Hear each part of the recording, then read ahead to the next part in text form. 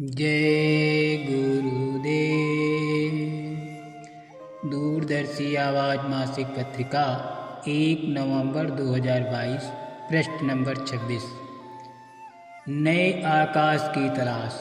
एक कहावत आमतौर से प्रचलित है कि आवश्यकता आविष्कार की जननी है। मानव सभ्यता के उत्तरोत्तर विकास का इतिहास इसी तथ्य को उजागर करता है।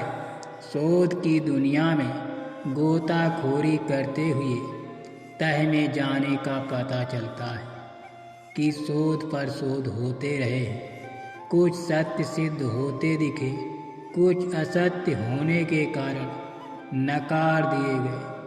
शोध और खोज करने वालों ने अपने अन्वेषणों का परिणाम सकारात्मक पाने पर उनको जन उपयोग लायक बनाने के नए नए आयाम स्थापित किए।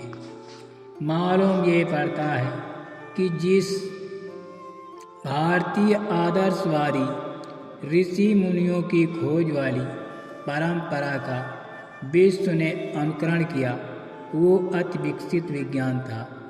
वहाँ तक अभी आज का संपन्न विकसित विज्ञान नहीं पहुंच सका। गंभीरता से विचार किया जाए तो पाया जाएगा कि समुद्र पर पुल कैसे बनाया गया हो। वो शिल्प कला जिस भी योग्यता पर आधारित रही हो, चमत्कारिक उदाहरण है। पुष्पक विमान में चाहे जितने भी लोग बैठ जाएं, पर एक सीट हमेशा खाली रहती थी। महाभारत में तारकस से निकले तीर यदि दुश्मन आत्मसमर्पण कर दे या हार मान ले अथवा पीठ करके दिखा दे तो तीर वापस तारकस में लौट आता था। द्वापर में जब महाभारत में रणभेरी बजती थी तो कौन सा विज्ञान, कौन सा विमान था जिस पर सवार होकर पाताल लोक कहे जाने वाले अमेरिका से लोग 5 मिनट में कुरुक्षेत्र मैदान में आ पहुंचते थे। यही नहीं, भारत के खगोल शास्त्री, गणितज्ञ, वैद्य, समुद्री विज्ञान, ज्योतिष, ग्रह नक्षत्रों की गतिविधियों से रहस्य खोजने वाले कितने आगे थे, ये सोचकर आश्चर्य होता है। ये विज्ञान बुद्धि का विज्ञान है। बुद्धि की मीमांसा की जाए तो स्वतः चेतन चीज नहीं है, वो एक जड़ तत्व है जो जीवात्मा की चेतन से चेतना होकर काम करती है। इसी सर्वप्रखर शक्ति जीवात्मा की चैतन्य शक्ति से प्रेरित है।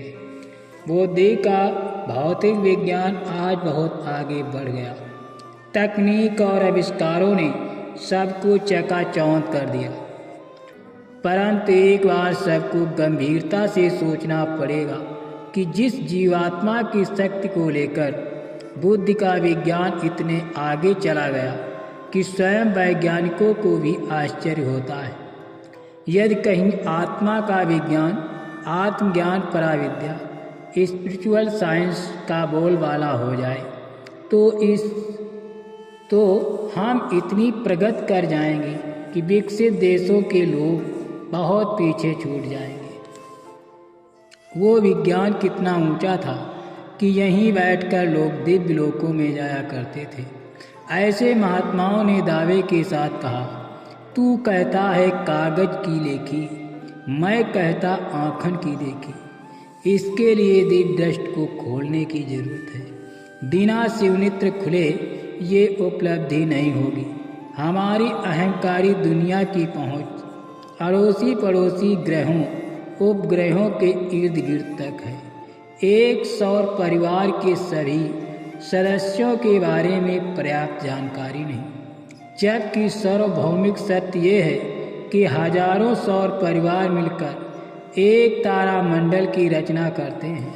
हजारों तारामंडल मिलकर एक आकाश गंगा बनाते हैं। असंख्यों आकाश गंगाएं मिलकर एक अंडलोक बनाती हैं।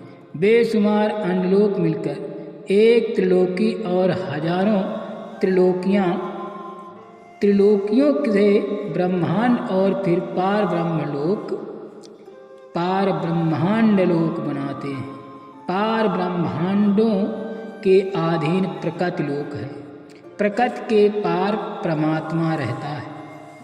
ये सर्वोच्च धुर वैज्ञानिक प्रकृति है। इससे बढ़कर कोई विज्ञान नहीं हो सकता। अतः जरूरत है कि इस विज्ञान को महत्व दिया जाए।